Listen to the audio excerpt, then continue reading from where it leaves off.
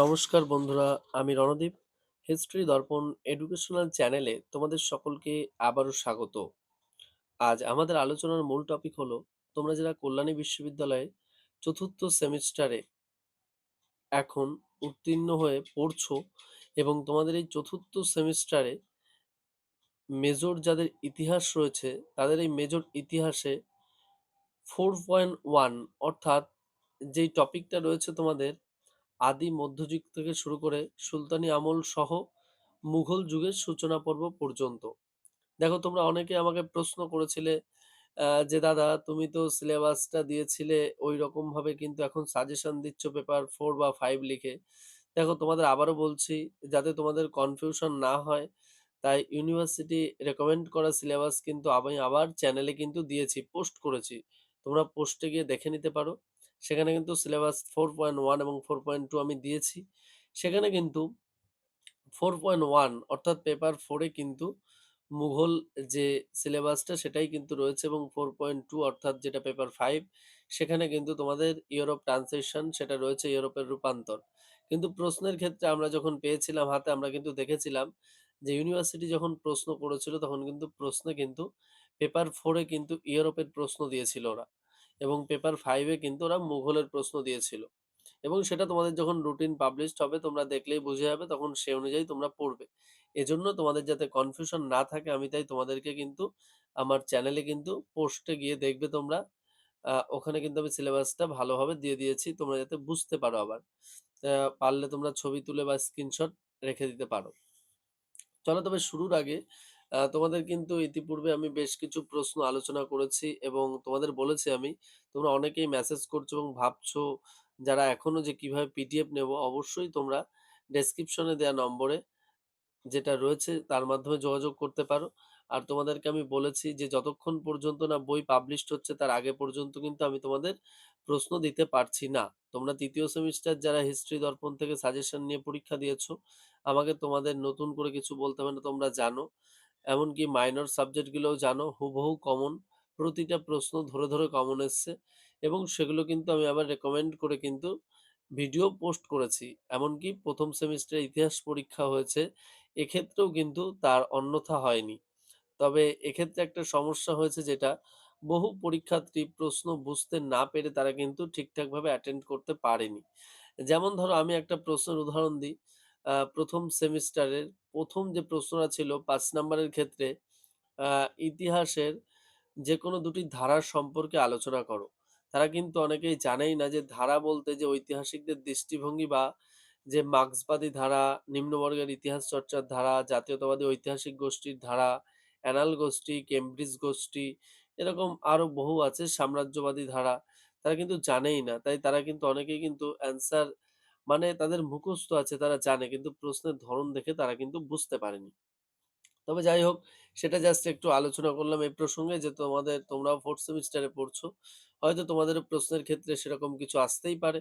তাই তোমরাও কিন্তু প্রশ্ন খুব ভালো করে আগে পড়বে, বুঝবে, তারপরে কিন্তু উত্তর করবে। ঠিক আছে? আর চলো তাহলে শুরু করার আগে একটু বলে দিই, তোমরা যারা চ্যানেলে নতুন আছো অবশ্যই চ্যানেলটিকে সাবস্ক্রাইব করে নোটিফিকেশন অন করে রাখবে। আর বন্ধু-বান্ধবদের মাঝেও কিন্তু শেয়ার করতে একদম ভুলবে না। আর তোমাদের কারো কোনো কোয়েরি থাকলে অবশ্যই তোমরা কমেন্ট বক্সে কমেন্টের মাধ্যমে জানাতে পারো, অথবা সরাসরি যে ডেসক্রিপশনে দেওয়া নম্বরের মাধ্যমে তোমরা মেসেজ করতে পারো।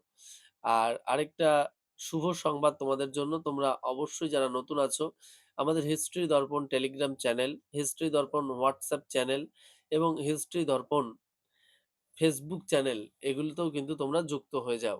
তাহলে অনেক অ্যাডভান্স অনেক কিছু তোমরা কিন্তু অনেক আগে থেকেই জানতে পারবে।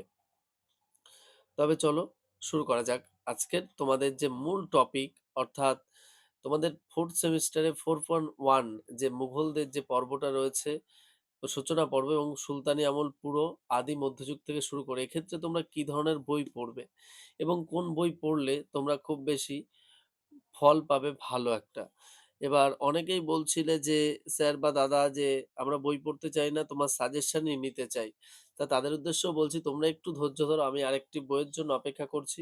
সেই বইটি এখনো পর্যন্ত আমি হাতে পাইনি। এজন্যই তোমাদেরকে আমি এপ্রিল মাসের ১ম সপ্তাহ পর্যন্ত সময় দিয়েছি। তাছাড়া তোমাদের সাজেশন এই মুহূর্তে পুরো তৈরি রয়েছে। এখনো পর্যন্ত আমি যেহেতু বইটা পাইনি এজন্য তোমাদেরকে দিতে পারছি না। তাহলে বুঝতে পারছো?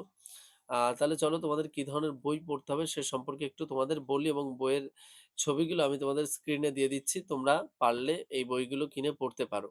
তাহলে তোমাদের অনেক ভালো হবে। আর অন্যথায় তোমরা পিডিএফ তো কালেক্ট করতেই পারো। সে নিয়ে কোনো অসুবিধা নেই। এমনকি তোমাদের আবার বলে দিচ্ছি এবার কিন্তু বাংলা এবং রাষ্ট্রবিজ্ঞান তোমাদের কথা ভেবে মাইনরে আরো কম প্রশ্ন আমি করেছি। এত কম প্রশ্ন করেছি যে তোমরা একটু কনফিউশন হয়ে যাবে যে এত কম কি করে দিচ্ছি। তবে হ্যাঁ, অনেকটাই কম করেছি এবার। আগেরবার তোমাদের দিয়েছিলাম ২৫ টা। এবার কিন্তু রাষ্ট্রবিজ্ঞানে আরো কম দেবো। কম করে আরো কম করে ধরো ৫ টা কম দেবো। তাহলে বুঝতে পারছো কি ধরনের প্রশ্ন করতে চলেছি। তবে এবছর তোমাদের জন্য স্পেশাল অফার রয়েছে। অর্থাৎ একটা পিডিএফ থাকবে যেটায় ধরো ৩০ টা করে প্রশ্ন থাকবে। তার জন্য একটা ন্যূনতম রেট আছে। আরেকটা থাকবে স্পেশাল 15, স্পেশাল 20 এই ধরনের সেট থাকবে পিডিএফ এর। অর্থাৎ ওর বাইরে কোনো কিছু আসবে না। অনেককে ৩০ টা পড়ে পড়তে হবে। তার জন্য একটা আলাদা রেঞ্জ ধার্য করা হয়েছে এবং অনেকে ১৫ টা পড়েই সেই প্রশ্ন কমন পেয়ে যাবে। তার জন্য কিন্তু আলাদা একটা রেঞ্জ ধার্য করা হয়েছে। তা তোমাদের যাদের যেই পিডিএফটা ভালো লাগবে তারা সেটাই নেবে। কোনো অসুবিধা নেই। তাহলে দেখো তোমাদের যে বইগুলো পড়তে হবে।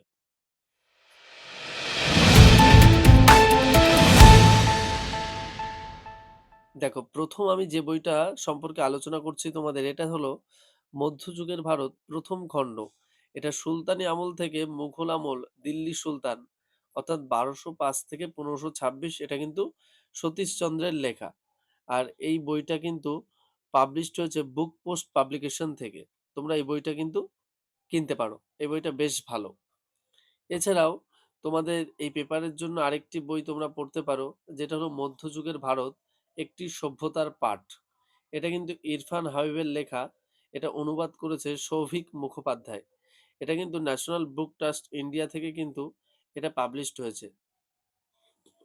এ প্রসঙ্গে বলে রাখি এই ন্যাশনাল বুক ট্রাস্টে কিন্তু আমার কিন্তু একটি লেখা রয়েছে যেটা হলো বাংলার বীর বিপ্লবী মাস্টারদা সূর্য সেন এবং তার দ্বারা কিন্তু আমি একটি সার্টিফিকেটও পেয়েছি।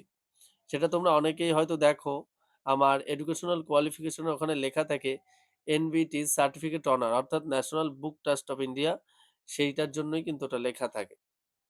আচ্ছা এরপর আরেকটা বই তোমাদের যেটা পড়তে হবে সেটা দেখাই মুঘল সাম্রাজ্যের উত্থান পতনের ইতিহাস এটার ১ম খণ্ড। এটা লিখেছে অনিরুদ্ধ রায়। এই বইটাও বেশ ভালো। এই বইটা কিন্তু প্রগতিশীল প্রকাশক থেকে এটা কিন্তু প্রকাশিত হয়েছে। এছাড়াও আরেকটা বই বলি তোমাদের এটা হলো মুঘল সাম্রাজ্যের উত্থান পতনের ইতিহাস ২য় খণ্ড। এটাও কিন্তু অনিরুদ্ধ রায়েরই লেখা।